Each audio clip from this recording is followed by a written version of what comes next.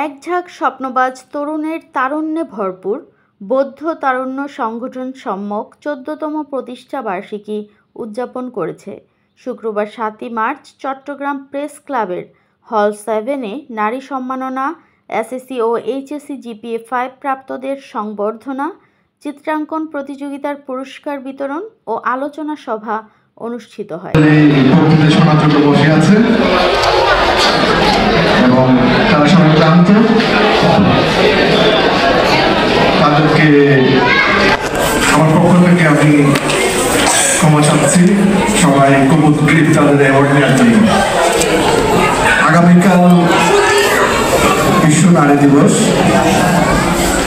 আমি যখন জানতে পারলাম যে 5 জন নারীকে সম্মাননা দেওয়া হবে, তো নারী দিবসের কারণে শার্ট পরে আসছি আজকে আপনাদের সাথে একাত্মতা ঘোষণা করার জন্য।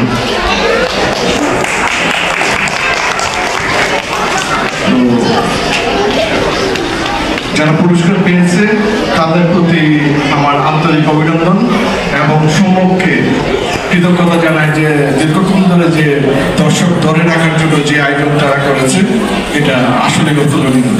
যে আজ অমীয় প্রেমের মন্ত্র আমি তোদের স্মরণ নিলাম, চলে যাব তবু আজ যতক্ষণ দেহে আছে প্রাণ, প্রাণ করে সরাবো এই পৃথিবীর ঝঞ্ঝাল, এই বিশ্বকে এই শিশুর বাসযোগ্য করে যাব আমি নবজাতকের কাছে, এই আমার দৃঢ় অঙ্গীকার।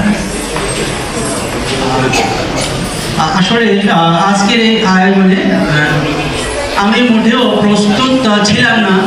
আজকে এখানে মঞ্চে বসে আজকের এই গুরু দায়িত্ব আমাকে পালন করতে হবে। এই আজকের এই মহতী আয়োজনে আমাকে শুভ উদ্বোধন ঘোষণা করতে হবে। এক ঝাঁক তারুণ্যের সংগঠন, আপনারা যারা এখানে উপস্থিত হয়েছেন দেখতেই পাচ্ছেন আমাদের সেই তরুণদের হাঁটি হাঁটি পাপা করে 14টি বছর অতিবাহিত হচ্ছে। আজকে 14তম প্রতিষ্ঠা বার্ষিকী। কৃতজ্ঞতা ও ধন্যবাদ জানাচ্ছি। আজ থেকে 14 বছর আগে এই সম্যক নামক যে সংগঠনটি প্রতিষ্ঠা করেছে আমাদের প্রতিষ্ঠাতা সভাপতি বলেন, চেয়ারম্যান বলেন শুভ বড়ুয়া। আমি আমাদের শুভ বড়ুয়াকে একটু দাঁড়ানোর আহ্বান জানাচ্ছি। আপনারা দেখতেই পাচ্ছেন এই শুভ বড়ুয়া 14 বছর আগে বয়সটা কত ছিল। বর্তমান সময়ে বাংলাদেশ বৌদ্ধ যুব পরিষদ একটা স্বর্ণময় দিন অতিবাহিত হচ্ছে বলে আমি মনে করি।